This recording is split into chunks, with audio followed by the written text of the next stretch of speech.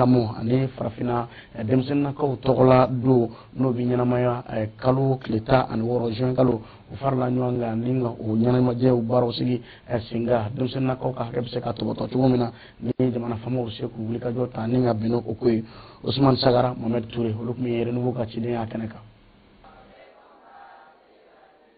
Ka wele kɛ ka ɲɛsin jamana ɲɛmaaw ma fo ka taa se jamana kɔnɔdenw yɛrɛ ma o de ye laɲini ye mun taara tile 2 in kɔnɔna na min ɲɛsinen don denmisɛnninw ma nin don in n'o ye juin kalo tile 12 ye mun taara diɲɛma fɛ ka ɲɛsin denmisɛnninw ka baara kɛlɛli ma a sigira sen ka hukumu kɔnɔna na n'o ye fagaliba min kɛra ka ɲɛsin denmisɛnninw ma Soweto ale kɔnɔna na n'o bɛ Afrique du Sud jamana ko fɔ nin don in senfɛ denmisɛnninw fo ka taa se maa minnu ka baara ɲɛsinen don denmisɛnninw ka jo sariya lafasali ma olu ye welemada dɔw kɛ. Laɲini min ye vraiment Mali kɔnɔ kalanko in ka ɲɛnabɔ n'i y'a ye député bɛ yen n'i y'a ye ministre bɛ yen n'i y'a ye président bɛ yen u tɛmɛna école de fɛ n'i y'a ye fɛnw min institution baw bɛ yen c'est que vraiment u kalanna de donc an b'a ɲini u fɛ u an ka école ko ɲɛnabɔ ka ɲɛ c'est vrai u bɛ baara la mais an b'a ɲini u fɛ u ka dɔ fara a kan. Ka welewele lase faamaw ma o gɛlɛyaw kan u bɛ se ka min kɛ yaasa ka denmisɛnninw tɛmɛ n'o gɛlɛya dɔ ye wolosɛbɛn ko ye n'o gɛlɛya dɔ ye furu joona ye n'o gɛlɛya dɔ ye ka denmisɛnninw don baara la ka sɔrɔ u si ma san 15 sɔrɔ a n'o gɛlɛya wɛrɛ ye mun ye baara kolo gɛlɛn min bɛ ta ka denmisɛnninw sɛgɛrɛ n'a bɛ ɲangata d'u ka denmisɛnninya la o gɛlɛya ninnu ka se k'o kɛlɛ. Nin don ɲɛnamayali senfɛ ja dɔ jirala maaw la minnu bɛ lafaamuyali kɛ ka ɲɛsin denmisɛnninw ka jo sariya burujaliw ma ani fo ka taa se ladilikan dɔw ma ka ɲɛsin denmisɛnninw yɛrɛ ma. Moptikaw olu ma to kɔ farafina denmisɛnninakaw tɔgɔla don ɲɛnajɛ hukumu kɔnɔna na yɛrɛ kɛrɛnkɛrɛn sababu ye denmisɛnninakaw ka wele fili an ka jamana faamaw ma lakanabaliya min n'o ɲɛɲɛlen bɛ Mopti marabolo kɔnɔna na fɛrɛ bɛ se ka sigi sen kan cogo min na Sumala Aya ale ni Musa Tarawele olu ye anw ka lasigiden Mopti mara tɔgɔ la olu tun bɛ a kɛnɛ kan. Awo ka bɛn bi sibiri don ye ma juin kalo tile 25 san 2022 farafina denmisɛnninw tɔgɔla don la ɲɛnamaya la Mopti ka bɛn ni hakilinata talen ye fɛn min ye dɛmɛbagakulu ye ale ni jamana ka foroba cakɛdaw y'u tigɛ di ɲɔgɔn ma walasa ka jigisigi hakilinataw ta ani ka jigisigi waleyaw ta ka ɲɛsin denmisɛnninw ma kɔlɔlɔ bɛ denmisɛnnin minnu kan ka bɛn n'u ka hakɛw tarakili ye. Denmisɛnninw ka journée a commémoration bɛɛ kan k'i sen don a la donc o kan ka a to bɛɛ kan k'i cɛsiri bi pour que denmisɛnninw k'u lakana u ka hakɛ u ka se k'o sɔrɔ bɛɛ ka devoir ye an ka denmisɛnnin ninnu dɛmɛ bi k'u lakana pour que an ka sini bɛ se ka nɔgɔya cogo min. Wagati min fana kɛra wagati kɛrɛnkɛrɛnnen ye o kɛra ka taa ɲɛjɔ kɛ ja dɔw la ja minnu kɛra sababu ye denmisɛnninw ka se k'u ka haminantaw yira ani ka makasili kɛ ka bɛn ni jigiya walew tali ye u ka hakɛw kama. Effort caman consentira an ka protection na donc mais an b'a ɲini u fɛ halisa u ka effort doubler pour la protection de nos droits voilà. Parce qu'en région, on a un droit de jouer de conserver, donc de faire encore plus pour la protection de nos droits. Photo munu jamunu de sakogoka kanga hakli to janununa ni fa bete men yoro fe ni kungulo yelema ka janun laje abe kuma do di fo o kuma yi o koro de ko mo ko hakli to yela o ga demsonu de lakana hakilina jigin kɛ ka fɔ farafina denmisɛnninw tɔgɔla don min filɛ nin ye ale bɛ laɲɛnamaya san juin kalo tile 16 walasa ka tasi bila kɛ ka ɲɛsin denmisɛn minnu fatura san 1976 dugula min bɛ wele ko Soweto Afrique du Sud jamana kan. An bɛ to Moptikaw fɛ hali bi sɛfɛwari miliyɔn 500 bɔ ɲɔgɔn kɔ o de donna projet la min n'a ɲɛsin bɛ jiko ni sanuyako olu baaraw se ka sabati cogo mun na baaraw kɔni kibaruyaw kɔni dira alamisa don an ka jamana faamaw fɛ ale ni kasabi bɔbɔw a kɛra yɔrɔ la yɔrɔ min n'o bɛ centre Jean Bosco ko fɔ Seware Musa Tarawele Sumala Aya olu tun bɛ a kɛnɛ kɔnɔ Renouveau Télé tɔgɔ la. Awa tiɲɛ don hali ni o y'a sɔrɔ baara caman lawaleyara baara caman fana tora ka da kan kɛmɛ saradala sigiyɔrɔma 33 bɛ yen nɔ ka bɛn ni jamana ka foroba cakɛdaw ka jateminɛw ye sigidala mɔgɔw la denmisɛnninlakaw fan fɛ ale ni seba tɛ mɔgɔ minnu ye minnu ma bila u ka jisanuman sɔrɔ hakɛ minɛnw kɔnɔ k'a to jisanuman matarafali o nafa ka bon kosɛbɛ ɲɛnamaya la jisanuman sɔrɔ fana a nafa ka bon denmisɛnninw ka tangali la an'u ka ɲɛnamaya kɛli la. UNICEF de a n'a ka partenaire o ye moyen sɔrɔ ka an ye baara minnu kɛ ka sɔrɔ ka o appuyer ka dɛmɛ kɛ gouvernement ye pour que nin communauté bɛ yɔrɔ min na u ka se ka ji sanuman sɔrɔ ani dɔgɔtɔrɔso kunda ani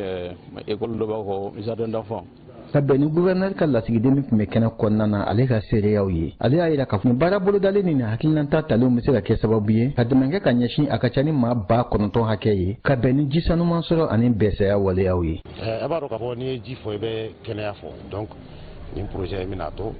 ka banamisɛnninw éviter. Bana caman bɛ yen an bɛ bana caman sɔrɔ ji fɛ a bɛna kɛ k'o éviter ka kɛnɛya nati ani ka bɛsɛya nati. K'a dɔn k'a fɔ nin programme min bɛna lawaleya Mali marabolo 11 de kɔnɔna na k'a to nafolo min bɛna don a la o ka ca ni CFA wari miliyari 2 ye ni a ka ca ni miliyɔn 500 o bɛna kɛ ka baara kɛ Mopti marabolo kɔnɔ. Nafolo bɔbaga o ye UNICEF ye ka bɛn ni Canada gouvernement ka dɛmɛ ye ale ni Allemagne jamanaw ka tigɛ di ɲɔgɔn ma ka fara Royaume du Pays-Bas olu ka jukɔrɔma dondo kan. Nambora Mopti amankunda kaika nantara kai GRDR alina jo koni farla nyonga mibi talike coronavirus banala ale dadike guamuna gua keme flani bisaba ani nani ninga balo di umo ale ni kasabi ubaranu no baro sigira singa alamsado akara gouvernoral miseli yaw ale ni salmo sense ulu yanga la sidenye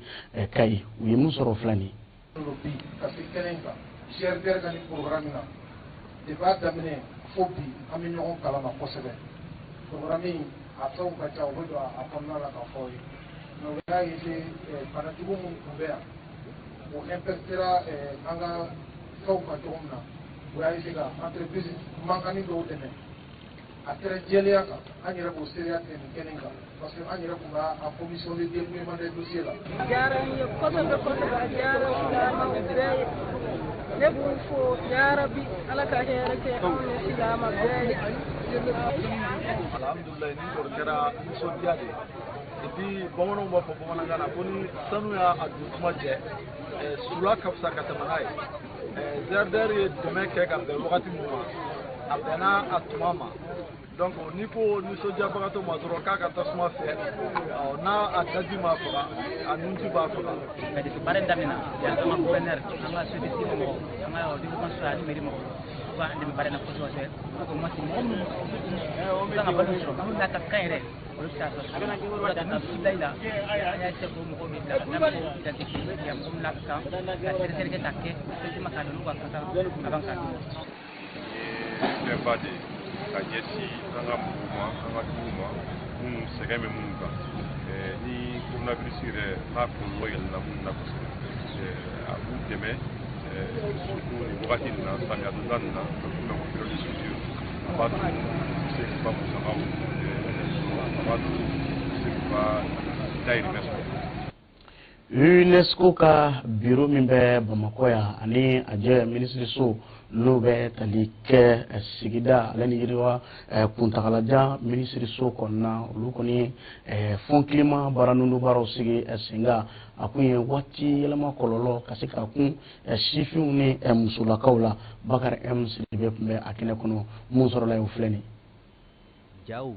ji ka tiɲɛniw fiɲɛkolonbaw ani fo ka taa se waati yɛlɛma kɔlɔlɔ caman ma an ka jamana kɛlen do k'i cɛsiri minnu na o de kama nin projet kɔnɔntɔn min sigira sen kan n'a wari yɛrɛ bɔla fond climat Mali fɛ a bi kɛ sababu ye ka fɛɛrɛ dɔw ɲɛfɔ minnu bɛ tali kɛ waati yɛlɛma kɔlɔlɔ kɛlɛliw la an ka marabolo tan bɔɲɔgɔnko kɔnɔna na ani ka fara Bamakɔ district kan. waati yɛlɛma tɛ se ka kɛlɛ faut que an ka dɛmɛbaga sɔrɔ an na minnu b'an dɛmɛ ka waati yɛlɛma kɛlɛ an yɛrɛ k'a dɔn waati yɛlɛma fana kɔlɔlɔ ye min ye sɛnɛkɛlaw caman t'a dɔn n'i ye waati yɛlɛma f'u ye u t'a faamu donc an bɛ min ɲini an b'a fɛ projet min n'a nalen bɛ n'a bɛ fɔ ma ko fond climat a nana musow kama a nana sɛnɛkɛlaw kama a nana denmisɛnninw kama. min ye jamana minisiri ɲɛmaa ye ale y'a jira a ka laseliw la k'a fɔ wulikajɔ caman kɛlen don jamana ɲɛmaaw fɛ min b'a to nin baara ninnu bɛ se ka sen sɔrɔ. a bɛ kalo dama dama bɔ u bɛ négociation la ni bailleur de fonds ka projet dilan projet in a bɛ bɛn miliyari 100 ani miliyari 30 ka bɔ Kayi fo ka taa Gawo ka tɛmɛ Mopti ni Segu fanfɛla kan ka tɛmɛ Ɲɔrɔ diya bɛ yɔrɔ o yɔrɔ la projet in b'a concerné. nin kɛnɛ in kan togodalamusow tɔgɔlajɛkulu ɲɛmaaba ale ye damakasi dɔw kɛ ani fo ka taa se ɲɔgɔlɔn dɔw ma minnu kɛra bureau de l'UNESCO de Bamakɔ fɛ minnu yɛrɛ laɲini tun ye bɛɛ lajɛlen k'a jɔyɔrɔ fa kungo kɔnɔna lakanali la. baaraw olu kun ni sabababa bɛna furancɛ fanga maaw kɔni bolo nka ka kɛ ni bingala wale mun n'olu kɛra nin dɔgɔkun laban kɔnɔna na maa dɔw kɔni wulilen bɛ nin waati in na k'a fɔ o lakanabaliya kɔni tɔ bɛ ka a tiɲɛ ka taa a fɛ o de kama o kɔni bɔra ni ka kunkan gosi a ko la Amadu Jara ale bɛ ɲɛfɔli kɛ an ye a ko kan. Bamako wulikajɔw olu bɛ ka caya walasa cogo min na ka se ka dankari lakanabaliya la Mali kɔnɔ. Lakana ale bɛ transition maaw ka laɲini 4 kɔnɔ nka hali bi lakanabaliya o bɛ ka juguya ka taa fɛ. Minisiri kɔrɔ ani M5 comité stratégique Mado Mohamed Ali Bachili ka fara maa caman kan olu bɔla jumadon ka lakanabaliya waleya kɔn. Mohamed Ali Bachili a ye farankan kɛ k'a yira k'a fɔ ko finitigilamɔgɔw dɔrɔn tɛ se ka na ni bɛn jamana kɔnɔ. A ko bɛn ye sigiɲɔgɔn ko de, hakili ko do, danaya ko do. Ka yira k'a fɔ baro sigi senfɛ min ye plateforme kurukanfuga ye a ye laɲini sariya ka bato maa minnu bɔnna o ni na M5 RFP ka wulikajɔ senfɛ minnu kɛla juillet kalo tile 10, tile 11 ani tile 12 wa a y'a yira k'a fɔ ko ni jamana ɲɛmɔgɔw ma waleya ta joona k'u bɛna waleya caman bila sen kan. Ka kɛ ni bingala wale min n'o taara ka ban ka se marabolo kɔni sɛgɛrɛ ni a kɛra sababu ye civil camanba de nin tora a ko kɔnɔna a senfɛ Amadu Kufa kɔni bɔra jaa dɔ la k'a jira k'a fɔ ko nin wale min kɔni kɛra k'ale ka mɔgɔw kɔni nɔ tɛ a wale kɔni ye nka k'ale ka mɔgɔw kɔni bɛ yen anw ka finitigiw kɔni kɛlɛli kama maa mun bɛ yen n'olu ye maa hakili juru caani olu yɛrɛ bɛ k'u yɛrɛ ɲininka ko yalima ko mun ko bɛ Amadu Kufa kɔnɔ nin baara in kɔnɔna walasa an bɛɛ lajɛlen ka se ka faamuyali sɔrɔ a la. Amadu Jara kɔni wulila ka se maa mun bɛ a ko ɲɛdɔn olu ka se k'u hakilina di a ko kan an ka ɲɛmaada fɛ. Jɛkulu bɛ n'a bɛ wele Katiba de Masina n'a yɛrɛ faralen bɛ jɛkulu kan n'a bɛ wele Al-Qaïda olu bɔla k'a yira k'a fɔ k'olu nɔ tɛ maa 100 ni maa 30 mun fagala ka sɔrɔ Mali ɲɛmɔgɔ y'a yira k'a fɔ ko dalilu b'u bolo min b'a yira k'a fɔ ko Katiba de Masina o nɔ bɛ nin waleya in na. Amadu Kufa ka nin kuma yɛrɛ bɔla Amerikɛnw ka baɲumankɛ tɔn dɔ fɛ min yɛrɛ ka baara bɛnnen bɛ jatigɛ wale kɛbagaw kan. Jɛkulu n'o ye Katiba ye a yira k'a fɔ k'olu tala yɔrɔ kelen dɔrɔn de la n'o ye Jalasagu ye. O y'a yira k'a fɔ ko ka sɔrɔ dugulamɔgɔw tun bɛ fɛ ka ban u bolo min yɛrɛ bɛ tali kɛ Katiba maaw olu ka to nin dugu in na k'olu ma marifa ci maa la nka k'u ye marifa ci sanfɛ. Jateminɛkɛla dɔ y'a yira k'a fɔ dankarila dugu minnu la olu ye dugu ye Amadu Kufa ka maaw bɛ dugu minnu la wa Amadu Kufa ka laseni ninnu kun tɛ dɔwɛrɛ ye ka se ka dugu ninnu olu fara. An bɛ taa Keɲebayan fan fɛ dama kɔni dafirila maa 2 kɔni ka sandugu filɛ nin ye Keɲeba tilebe a bolo kɔni fɛ o wulikajɔ kɔni kɛra o ka se k'o dama firila maa mun kan ka se k'o tigilamɔgɔ kɔni ɲini a ma ɲɛ min kɔ u ye tile 6 kɔni kɛ a ɲinini na o fure kɔnɔna na ye jumadon u ye fɛɛrɛw sigi sen kan walasa k'u ka suturaliw baaraw sigi sen kan an bɛ samiya donda min kɔnɔna dama ka firili de bɛ ka a caya. Kunnafoni ko nasira la an bɛ aw ladɔnniya k'a fɔ projet min bɛ yen n'a bɛ wele ko ɲɛnajɛ taama o baara n'o baaraw sigira sen kan Bugunikaw fɛ jumadon kalo tile 24 juin kalo san 2022 baara sigiba ye bulonba ye a n'a jɛw n'o bɛ renouveau télé kɔni ko fɔ a kun ye ka se ka fasoden ɲumanya walew k'olu cari sifuw ni ɲɔgɔn cɛ ni seko ni dɔnko baaraw sigili ye Awa Sanogo Zakara Umar Keita olu kun ye renouveau ka ciden ye Buguni u nana ni min ye ka bɔ Bani Mɔnɔcɛ kɔnɔna na an ka jɛ ka ɲɛmaadaw fɛ. Ni projet n'a yɛrɛ bɛ programme star de kɔnɔna la ale kɔni musakaw bɔra coopération suisse de fɛ ni bulonba yɛrɛ bɛna o baaraw lawaleya a kun de ye ka se ka sifinnakaw fara ɲɔgɔn kan k'u la kunnafoniya kosɛbɛ jamana laada taabolow la. Ɲɛnajɛ munna tɔgɔ ye ɲɛnajɛ taama ye taabolo ye bamananw ko jamana mun ni maa ta sanfɛ maa au sens citoyen du terme ko o jamana ɲɛnafina nous on estime bi ko Mali bɛ ɲɛnafina et que il est temps que an ka hɔrɔnya ɲɔgɔn ɲɛ Mali kɔnɔ donc o baara in de tɔgɔ ye ko ɲɛnajɛ taama o baara in ye mun ye o baara in ye an bɛ cinéma théâtre concert exposition débat citoyen ka taa n'o ye région ni région na ka taa denmisɛnninw nɔfɛ ka diɲɛ taabolo kura bɛ cogo min ani numérique bɛ ka o imposant na cogo min ka se k'o expliquer denmisɛnninw k'o faamuya. maa minnu bɛ ka bulonba mɔgɔw ka nin hakilina in kɔkɔrɔmadon olu y'a yira k'a fɔ ko olu na fɛɛrɛw bɛɛ lajɛlen bila sen kan walasa baara ninnu bɛ se ka kɛ cogoya min na lafiya kɔnɔna la. taama in kɔnɔna na kunnafonidi bɛna kɛ a baara sigisenba dɔ ye o kunnafonidi kɔnɔna na renouveau télé a jɔyɔrɔ kama jamana kɔnɔ kunnafonidi ko la ale de ye o dɔnniba ta o de kama an bɛ yan bi renouveau télé ɲɛmaya so ani maa minnu ni olu dalen no ne kan ka na nin kɛnɛ in kan o bɛ kɛnɛ in bonya de jira k'a fɔ anw bolo foyi tɛ an ka marabolow yakubayali bɔ o yira ɲɛda yiracogo ɲuman na walasa maradenw yɛrɛ k'a dɔn k'a fɔ fɛn bɛ u bolo min b'u nafa kɛnɛmamɔgɔw fana k'a dɔn k'a fɔ nin mara in kɔnɔna na fɛn bɛ yen min bɛ maaw nafa n'u bɛ se ka wuli ka n'a lajɛ. Buguni gouverneur n'ale yɛrɛ ka représentant kun bɛ kɛnɛ kan ale kɔni ye foli kɛrɛnkɛrɛnnen kɛ ka ɲɛsin nin baara in labɛnbaw ma ka o sababuya kɛ Buguni sugandili ye ka se ka taa nin baara in kɛ yen nɔ. Aw k'a dɔn k'a fɔ ko nin baara in kunfɔlɔ min daminɛlen filɛ nin juin kalo san 2022 la n'a bɛ se décembre kalo ma san 2022 kɔnɔna na a baaraw bɛna kɛ Mali région 10 bɛɛ kɔnɔna la. Renouveau télé n'ale yɛrɛ ye jabarani ye min n'ale yɛrɛ kɔni sen bɛ Mali ka taa ɲɛ baaraw bɛɛ lajɛlen na kɛnɛ in kan sifina dɔnkilidala dɔ tun bɛ yen nɔ n'a yɛrɛ tɔgɔ ko Keita Flo. Renouveau ɲɛmaaw kɔni ye yamaruya di ale ma walasa a bɛ se ka dɔn cogoya min na maliden bɛɛ lajɛlen fɛ ko a bisimilalen don dɔgɔkun nata in na an ka plateau caman sanfɛ. Politiki tɔn min bɛ n'a bɛ wele ko URD ale komite min bɛ Kati kura jumadon o tun ye baara min sigi sen kan ka ɲɛsin lɔgɔlidenw ma sanko taa mun ɲɛsin bɛ kimɛli ko kɔni mɔ n'o bɛ examen kɔni kofɔ n'o bɛ tali kɛ kalanbolo la kalan dafa baaraw olu baaraw kun cɛra a baaraw kɔni kɛra sababu ye faamuyali caman ka se ka sɔrɔ lɔgɔlidenw fanfɛ u bɛ min wele ko lakɔkɔli baaraw a tun bɛ bila o minɛ de kɔnɔ Lasine Jakite tun bɛ a kɛnɛ kɔnɔ Renouveau télé tɔgɔ la. Kalo kelen kalan o kɔni kɛra ni kalanden ninnu kun waasa k'u lakɔkɔ ka kɛ ni san bada timɛnnu ye. Bi lajɛrɛ kun b'an ka baara dɔ de kun cɛ n'o ye an ye kalan de labɛn ekɔlidenw ye minnu bɛ examen classiw la DEF ni BAC pour que k'u dɛmɛ k'u dilan min b'u jɛ k'o dafa walasa u ka se ka DEF in kɛ ani ka BAC in kɛ nɔgɔya la. Ni hakilina in kɔni tali jara kosɛbɛ Kati conseil de cercle président ye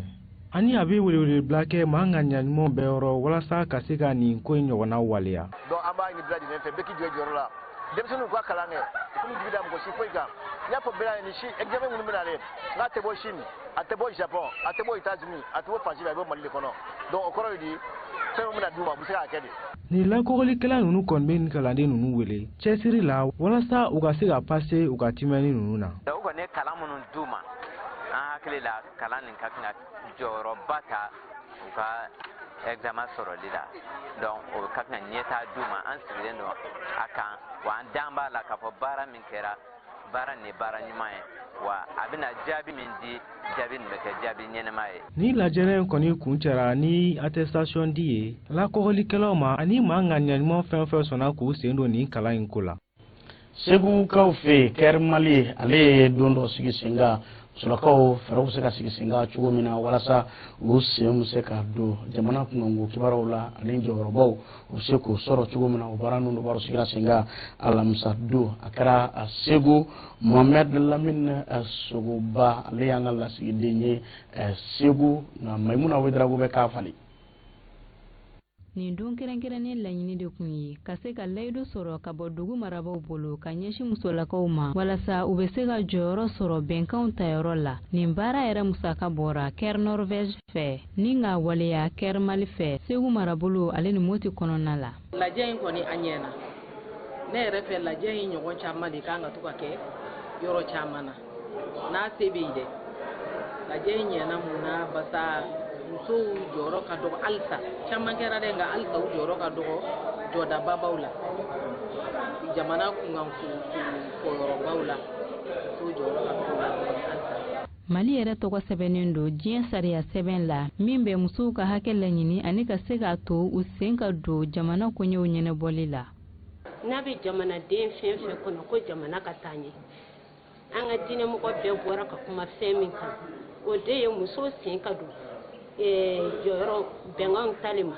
ani musow sen ka don ɲɛmɔgɔyaw la. kabini desambre kalo san 2015 sariya min tara n'o ye loi 050 n'o ye kɛmɛ sara la ka 30 di musow ma min b'a to u bɛ se ka jɔyɔrɔ sɔrɔ. O waleya yɛrɛ tara bala min kɛra sababu ye ni musow yɛrɛ jɔyɔrɔ bonyana kosɛbɛ kalafili kow la. nin bɛ dan sigi bi don kibaru la min labɛnna kunnafonidiso ɲɛmaaso fɛ ka bɛn ni waati cogoya ye an minnu bɛ ka lajɛ sigɛnna an ka foli bɛ aw ye nin waati in na an ma ɲina tilelakaw kɔ ka foli ni tamuni ta ka ɲɛsin kifosokaw mɔ ni ka foli kuncɛ ni kulukɔrɔkaw ye ne na fɔ a ye ko ala ka su hɛrɛ.